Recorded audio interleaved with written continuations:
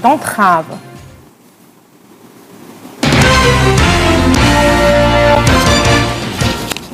Bonsoir, le président Abdel Fattah el-Sisi a reçu aujourd'hui plusieurs représentants des chambres de commerce des différents pays arabes et étrangers qui vont participer à la deuxième édition du Forum d'investissement en Égypte.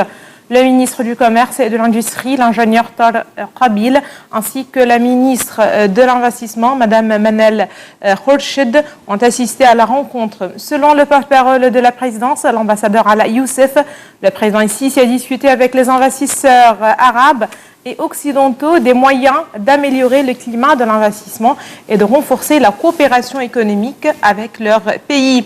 Le chef de l'État a passé en revue devant les investisseurs les efforts déployés par le gouvernement au cours de l'année passée pour relancer l'économie, encourager les investisseurs et éliminer les obstacles bureaucratiques auxquels ils font face. Le Forum de l'investissement se tiendra sous les auspices de l'Union des chambres de commerce en coopération avec le ministre de l'Investissement et celui du Commerce et de l'Industrie. Des investisseurs et des représentants de 57 pays arabes et occidentaux doivent participer à ce forum.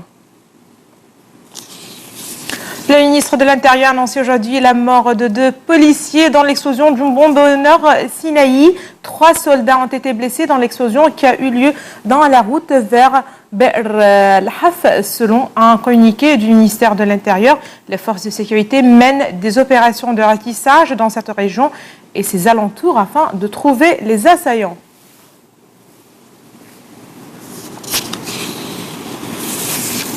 Il ne sera pas possible de repêcher avant au moins 12 jours les boîtes noires du vol Paris-Le Caire d'Égyptaire qui s'est abîmé en Méditerranée avec 66 personnes. Le temps qu'un navire spécialisé arrive sur place. L'Airbus A320 a soudainement disparu des écrans radars en pleine nuit le 19 mai avant de tomber en mer entre la Crète et la côte nord de l'Égypte pour une raison encore indéterminée. Seules les analyses des enregistreurs de vol, donc les boîtes noires, pourront permettre de connaître précisément les causes de l'accident. Shahinaz Ismail. Le temps est compté puisque les balises de ces enregistreurs de vol ne peuvent émettre que 4 à 5 semaines avant épuisement de leur batterie. L'hypothèse de l'attentat, initialement mise en avant par l'Égypte, a cédé du terrain à celle de l'incident technique depuis que des alertes automatiques ont été émises par l'appareil 10 minutes avant sa chute, signalant de la fumée dans le cockpit et une défaillance de l'ordinateur gérant les commandes.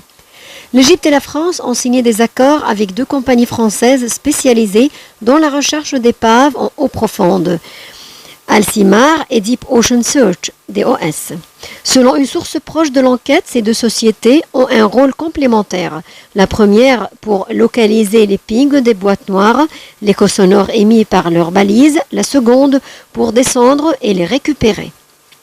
Elle a ajouté que le navire spécialisé de DOS a quitté la mer d'Irlande samedi et n'atteindra la zone présumée du crash que dans 12 jours environ, après avoir embarqué à Alexandrie les enquêteurs égyptiens et français. Ces informations ont été confirmées par d'autres sources proches de l'enquête qui évoquent une profondeur d'environ 3000 mètres dans la zone des recherches à quelques 290 km au nord de la côte égyptienne. 3 détecteurs 6000 d'Alcimar, engins immergés capables de détecter les pings jusqu'à 4000 à 5000 mètres, ont été embarqués à bord d'un bâtiment de la marine française, le Laplace, qui a quitté la Corse jeudi. Il doit arriver dans la zone présumée du crash dimanche ou lundi au plus tard. Outre 3 enquêteurs français du bureau d'enquête et d'analyse, dépêchés au Caire accompagnés d'un expert d'Airbus pour participer à l'enquête sur les causes du crash, 2 membres du BEA se trouvent à bord du Laplace selon le gouvernement français. L'Airbus A320 qui assurait la liaison Paris-Le Caire avec 66 personnes à bord, dont 44 Égyptiens, avait disparu des écrans radars le 19 mai et des débris ont été retrouvés depuis au large des côtes égyptiennes. Le roi Abdullah de Jordanie a désigné aujourd'hui un ancien ministre comme chef de gouvernement après la dissolution du Parlement dont le mandat a pris fin.